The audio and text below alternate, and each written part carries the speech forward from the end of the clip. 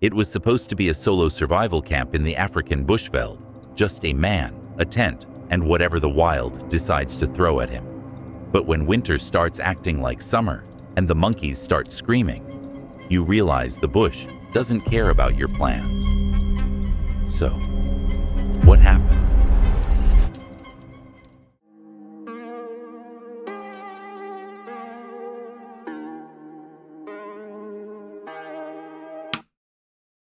The first video tonight comes from Volkers Herholt, a South African survivalist who spends his nights in places where the wildlife can actually kill you. Leopards, buffalo, the full buffet of apex predators. Most people would look at a location near Kruger National Park and keep driving. He pitches a tent. Let's jump into it. It's June 23rd, 2026. Deep winter in South Africa, Clary area, just outside Kruger National Park. Weird. There are these dark clouds here. It feels like summer.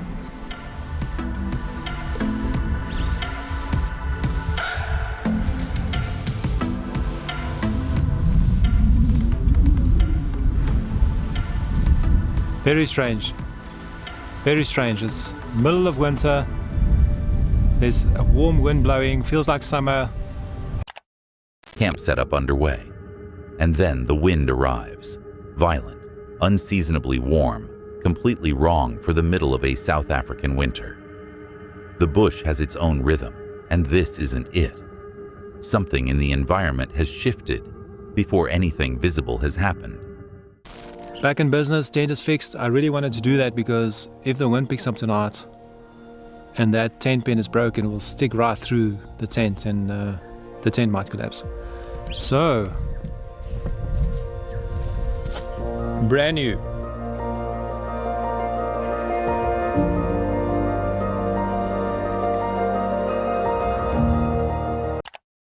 Night now. The wind hits its peak and takes everything with it. Every ambient sound of the bush, every rustle, every footstep. Total acoustic blackout. He's cooking dinner by the fire in a location where the wildlife can and will kill him. And he can no longer hear any of it approaching. Some monkeys right here. Yeah, they're not too happy, eh? And that's where that leopard walks. It's right here. So yeah, just keep an eye out for that. The monkeys go off. Alarm calls, violent, frantic, directly above a known animal trail. In the bush, monkey alarm calls mean one thing. Something that hunts is close. Something big enough to trigger that response is actively moving near his position. Most likely a leopard. He can't see it. He can't hear it over the wind. He just knows it's there. Going down there now.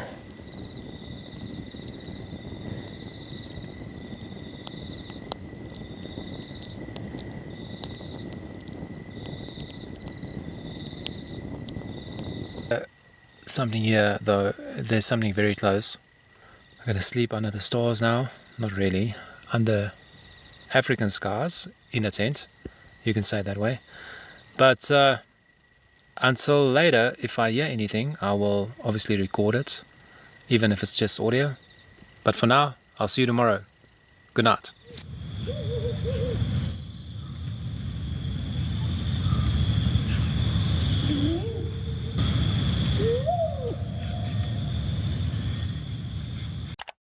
Inside the tent, listening. Heavy, distinct movements tracking right outside the campsite. Close enough that the proximity isn't ambiguous. Something powerful is on the other side of thin fabric. He lies completely still and waits for it to pass. Morning. He finds massive fresh buffalo tracks directly beside the tent. A herd had bedded down inches from where he was sleeping, and nearby, the unmistakable smell of fresh cat urine on the perimeter. The leopard had been there too. Both of them. In the dark, while he lay still and hoped for daylight. That was way too close. A stretch of mountain gap along the Appalachian Trail doesn't look like much during the day, just trees, rocks, and thick mountain laurel. But when that sun goes down and the birds stop singing, those same woods start sounding a lot less friendly. So, what happened? The second video tonight comes from Oreo Speedwagon R/T. Tommy and Rachel, a couple who traded van life for deep woods investigations in the Appalachian Mountains. They spend their nights in places where the trees knock back. Spending the night next to dense mountain laurel sounds like a bad idea on paper. In reality, it's worse. Let's take a look. It's very dense, Right. very thick in there. Right, This is a natural little gap right here. It's Right. no name, right. but this is a little gap. But I sat on a log right over there a while ago where a deer blowed. Something knocked on a tree down yonder. You heard birds scatter. Really? Yeah. Something knocked And on a then tree? Something heavy followed. Really? Yeah. That's why I want you to come right here. Gotcha. As it gets darker, this is how you hunt. So you get in before dark, you get yourself set up, Right. Gotcha. and then just settle down, be quiet, and That's what we've been pretty quiet over Yeah. here, talking a little bit, but not yeah, much. that's all right. Well, you got birds talking. Right, Yeah. But when them That's, birds hush, it's time to be quiet. right. I'm proud to see y'all up there. They haven't even started yet when the first report comes in. Their local guide, Ronnie, had been waiting on a nearby log. And while he sat there, the birds scattered, a tree knock rang out, and he got the distinct sensation of something heavy moving through the foliage behind him. The investigation hasn't officially begun, and it's already been eventful for someone. there's something down there crunching. Deer. Yep.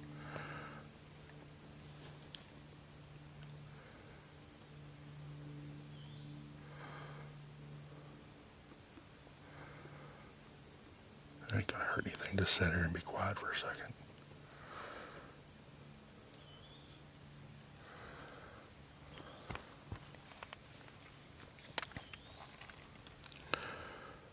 Something's down there.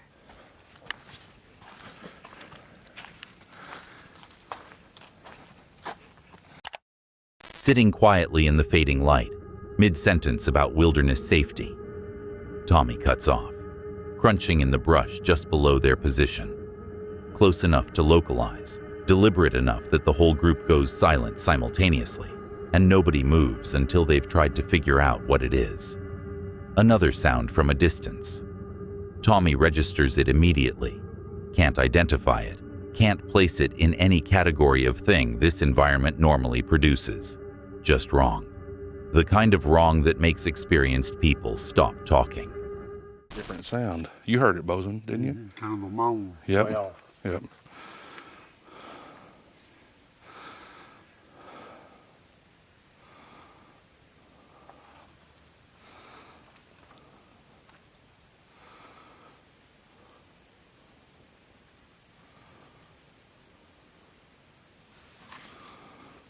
There's something right in here. For real. Yeah. Yeah, I don't know what it was, but it had a heavy footstep. And I I just heard it. don't think a deer will be up here in this mountain laurel as thick as it is.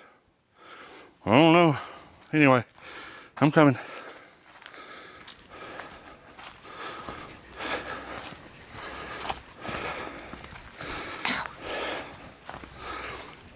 Ow.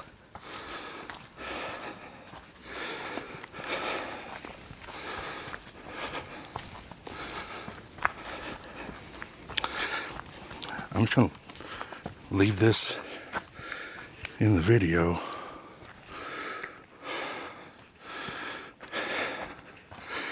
I know there's a lot of y'all who like to go. From the pitch-black woods directly behind them, a groan. Low, unnatural. Both Tommy and Ronnie confirm it at the same time.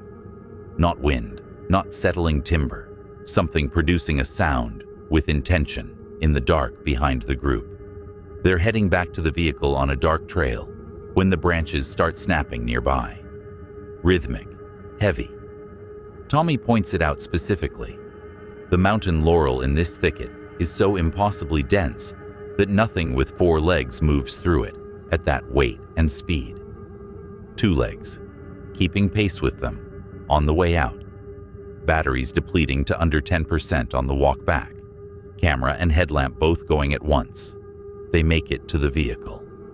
Tommy concludes the night noting that the groans and the heavy footfalls confirmed exactly what they came to find. They'll be back with more equipment. I'm not sure I'd have stayed past that first tree knock, but that's just me. You've probably walked past a historic battlefield, maybe seen a monument and wondered what happened there centuries ago.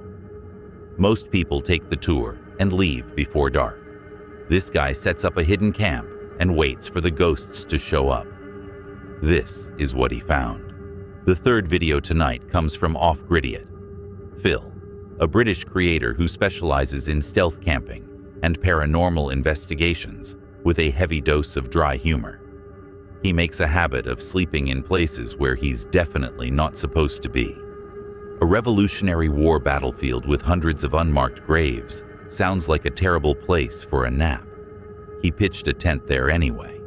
He made it out with the footage. It's October 27th, 2024. Oriskany Battlefield, upstate New York. 2 cars here left, just waiting for them to leave.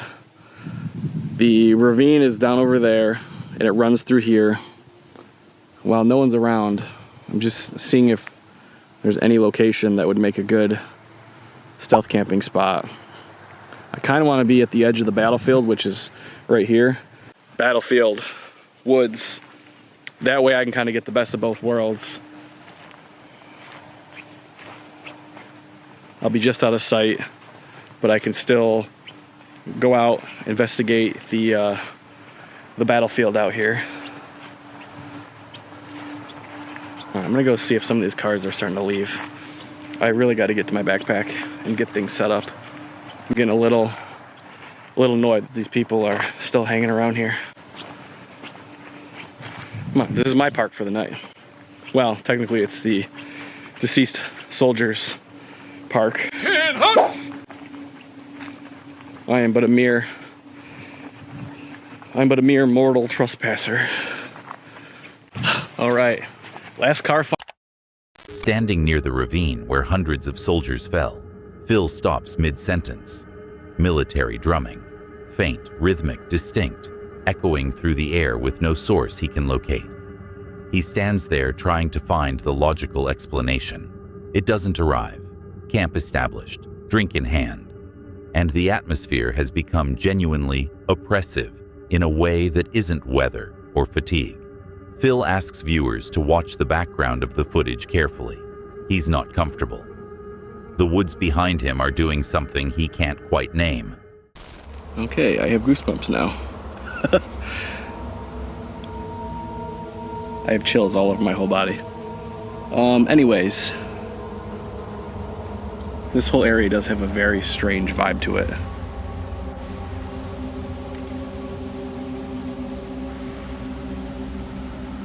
We're gonna do a paranormal investigation in a little bit. And I have some audio recording with me, not just the camera, but I'm gonna record audio from a sound recorder. Out on the open battlefield, near the central obelisk. K2 detector, full batteries just confirmed, drains completely to dead, flashing erratically as the power bleeds out with no mechanical explanation. The monument stands in the dark behind him, and the device in his hand goes silent. I think you're scared. I think you're weak. That's why you died here. Okay, a huge chill just ran over my entire body. That was wild.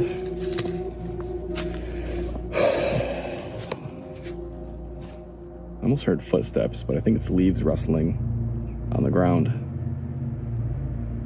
Are you trying to make contact with me?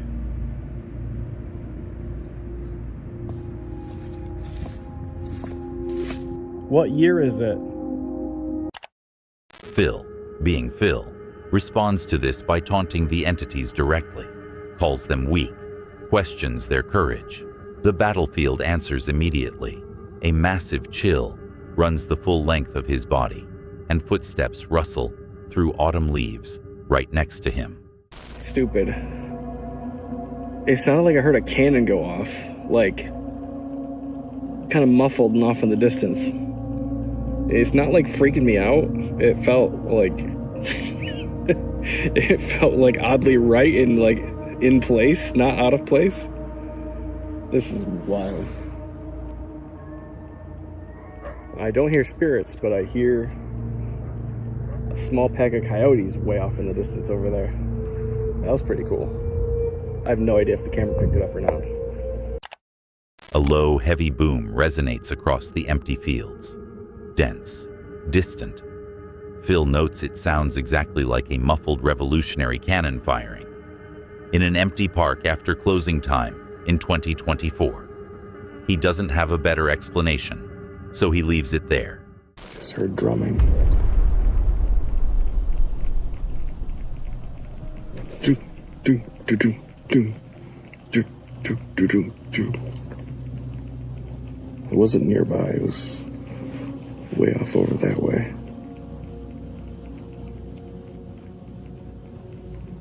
I don't hear it anymore. That was like nothing I've heard in the woods before. I don't have an answer for that yet. If I hear it again, I'm gonna quickly grab this and hit record.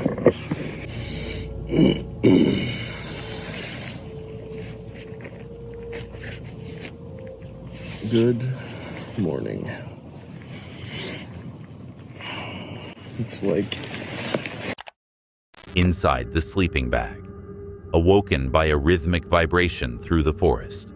The coyotes are howling, but this is separate from that. Underneath it, military snare drumming echoing from across the ravine. He lies there in the dark, listening to a sound that has no business existing in this century. Morning, frozen. Phil boils water in a hollowed-out Halloween pumpkin for breakfast, because of course he does. Packs down the camp and slips past the early morning park visitors without being spotted. Drumming before dark, drumming at midnight. A cannon blast across empty fields, a Ka-2 that died at the obelisk, and footsteps after he called them cowards. Oriskany made its case all night. Yeah, I'm good on Revolutionary War battlefields for a while. You've probably driven past a stone circle, maybe seen a sign pointing towards some ancient rocks and thought, that's probably haunted. Most people keep driving. These guys pull over, set up cameras, and start asking questions. And when you ask questions in a place tied to witch trials and modern satanic rituals, something usually answers. It gets worse from here. The fourth video tonight comes from Haunted Finders, a UK paranormal team that spends their nights in the kinds of places where the locals won't even walk their dogs after sunset. It's July 1st, 2020. Stanton Moor, Derbyshire, England. The Nine Ladies Stone Circle, older than written language, surrounded by woodland, with a history of witch trials and occult gatherings that never entirely stopped. The Nine Ladies Stone Circle, which is just behind me here. So this place goes back thousands of years, and nobody really knows where these strange stone circles came from. It's kind of like Stonehenge and places like that. These strange stone circles are all over the UK, and nobody really knows where they've come from and why they are actually there. Before the session even begins, Kev plays back footage from a previous visit. Through the spirit box, a gravelly voice, direct and unhurried. They're gonna burn me. Then, seconds later, a second voice. Kev's name, clear. Kev. The entity remembered him, knew who he was, and apparently had strong feelings about fire. Not the most comforting welcome back. It'll warm it up a bit. Apparently, people say that it's supposed to be a strange energy inside Yeah. the thing, and sometimes you can pick it up on EMF. But I'm sure when we was here we did as well. I'm sure we picked up EMF. We did it. I went around every stone, Yeah. and there was a certain one. S-box running, frequencies sweeping, and a voice cuts through the static, monotone, flat, no inflection whatsoever. "I killed people." Delivered the way you'd state the weather. Whatever is speaking through those frequencies isn't looking for a reaction. It's just providing information. I heard a dog. I heard a I whisper. heard a really loud scream as well. What was that? I heard a dog. I heard a I whisper. heard a really loud scream as well. I heard a whisper. I heard a scream, did you?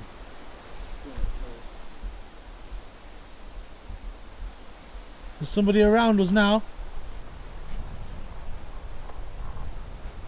Show yourself on this camera.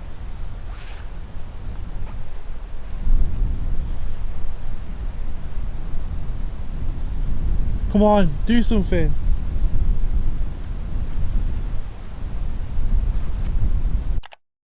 The spirit box keeps sweeping, but the tone has changed. Multiple voices now, talking over each other through the static. A wall of aggressive responses building simultaneously. Whatever is inside this boundary isn't just responding anymore. It's escalating. Their presence has been registered as an intrusion, and the residents are making that very clear. A murder confession through the static. A name remembered from a previous visit. An oppressive drop the moment they crossed inside. A whisper scream from empty air. And a chorus of hostility building until the rainstorm arrived and made the decision for them. Non-waterproof equipment, visibility dropping, the elements and the entities reaching the same conclusion at the same time. They retreated from the 9 ladies with the distinct impression that whatever enforces that boundary has been doing it for a very long time. Would you have stayed past the first direct threat? Or does hearing your name spoken back at you from an empty stone circle send you straight back to the parking lot? What makes someone choose the sketchiest parking spot in the county when every instinct says, keep driving?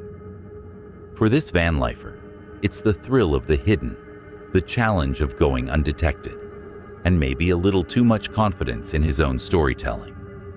But when you're parked a mile from the nearest farmhouse in South Alabama woods, listening for gunshots and banjos, that confidence gets tested fast. Let's see what happened. The 5th video tonight comes from Maddie Van Halen, a solo American van life channel where stealth camping meets southern charm and just enough spooky atmosphere to keep things interesting. It's October 3rd, 2025, forests near Auburn, Alabama. All right, what is up, Buttercup? I gotta be quiet. This might be a little bit spooky, but I am in the forest of South Alabama. And I kind of ran out of options on places to park overnight. The location reveal: deep South Alabama woods. Camper tucked on a hidden dirt track. All the legitimate options exhausted. He looks directly at the camera and acknowledges this might be a really bad decision. The self-awareness is somehow less reassuring than if he'd just said nothing. But I heard gunshots. I heard banjos. I'm just kidding about the banjos. And it's something about the forest here in South Alabama. It's got a different vibe to it. See, the sun is setting right over there. See the orange? There is one road. I can kind of hear it from here. It's going to be about a mile. Look, check this out. There's the moon through the kind of thin clouds. Makes it even spooky. Practical paranoia sets in. He walks the perimeter, calculating his fastest route back to the highway if things go sideways, then spots his own interior lights blazing through the windows, announcing his position to every passing car on the road. Scrambles to get the blackout curtains up, cuts himself off from the outside world and anything that might be looking for exactly what he's just made very visible. Then, the reveal. and it lands differently than expected. Matty grew up 15 to 20 miles from this exact spot. This is home territory. He knows these woods, knows these people, knows the landowners never come near this remote plot. Safe as a kitten, he says. The whole atmosphere was theater. Southern storytelling doing exactly what Southern storytelling does. I'd have been triple checking those blackout curtains. But then again, I didn't grow up 20 miles away. They're standing in a dead zone when the thermal camera starts picking up heat signatures. 5, maybe 6 figures moving through the trees, closing in. The Audi is half a mile back, buried in mud. The phones haven't had signal for an hour. And now there's a blue light weaving toward them through the dark. One wrong turn, and this investigation becomes a survival situation. Let's get into it. The 6th and final video tonight comes from Dan Doe's Retro, a UK channel that usually deals in 90s nostalgia and toy unboxings. But tonight, they've traded plastic figurines for something significantly less predictable. A cross-continental road trip into Hoya Forest, Romania's most aggressively haunted woodland, the kind of place where compasses spin, GPS dies, and people report being physically followed by things that don't show up on camera, until they do. He made it out with the footage. Hoya Forest, I think I pronounced that right. This forest is meant to be the most haunted forest in the world. The Audi Q7 is going off-road again. I do not have mud tyres on this car. Bucky's going to show you what the problem is. We're sliding sideways. Audi, we need some tyres. Hit me up. So because he's got normal road tyres on, they kind of just turn into slicks because they gather that much mud on them. They just turn into slicks. We're going to get into that, but there's a spot in the forest that's just like a huge... So we are taking it to the next level again. The Q7 for day 2 is off-roading. We are taking the Q7 to its limit of off-road capabilities.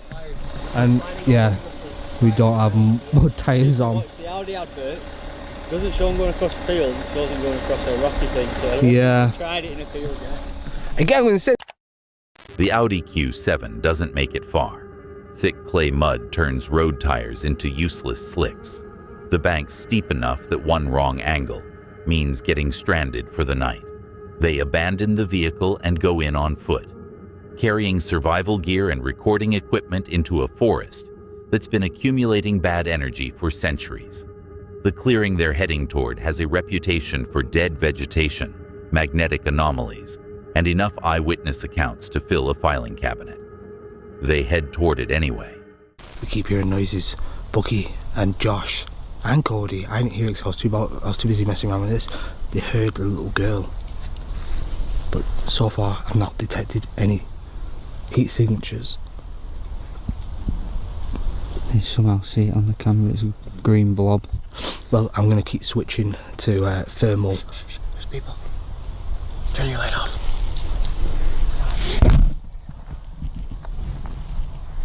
Turn your light off. Turn your light off. Shit, press that button on top of my cap. Press the button on top of my cap. It's right on top. Get the thermal out. What's that? There's people. What the hell? Wait. Looks like There is people. They're actually walking through the woods. What the? Yo. Oh, they're coming here. They're coming closer. No, I hear serious. them. I hear them talking. Oh, there could be a cult. Let's get out of here now. No, seriously. Come on, there's like 2 or 3 of them. With my light. My light can't even show them. It's pitch black. Where are they? I'm blind. I'm blind. Dude, I can't see them on here. Do you still see them? Yeah, there. Thermal camera out, scanning the tree line, and the screen populates with heat signatures. 5, maybe 6 distinct shapes, moving through the trees. Silent, coordinated, closing toward the clearing. Wildlife doesn't move in formation. Wildlife doesn't move directly toward human presence in a group. Whatever is out there is doing both.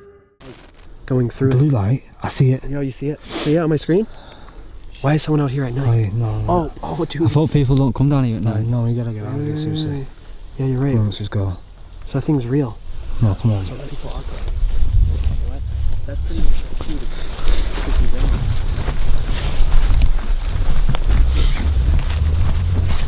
Which way have we got to go? Right.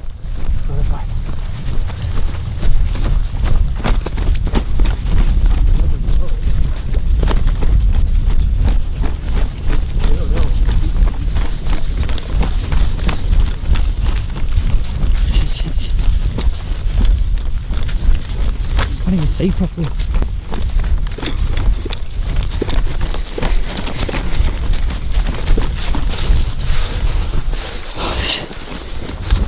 Keep going. Fuck. In the right way, but Right, so we're getting out into the main road. So right now we're picking the woods, trying to get out. Which way is it, Bucky? If you go straight through, it takes onto the road. Right, get to the main road. Onto the road the car would take. Yeah, I'm quite happy getting to the main road. Just need to get out of here.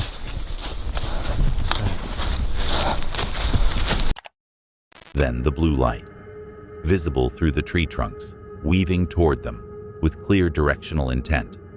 They're isolated. They have no signal. Something is crying in the dark. 6 thermal shapes are closing in, and now there's a light actively approaching from another angle. The decision gets made fast. They leave. Now.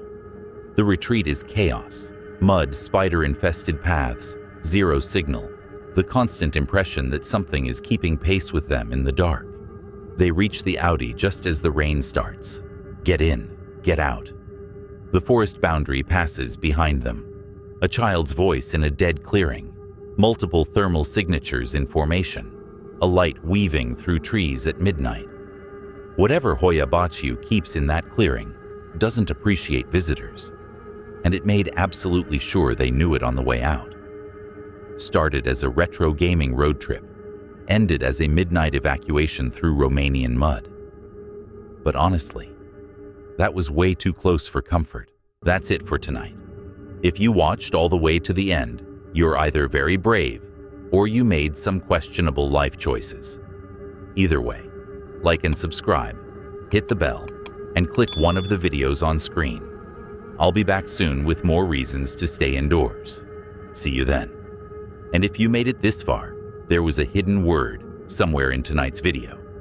Drop it in the comments if you caught it.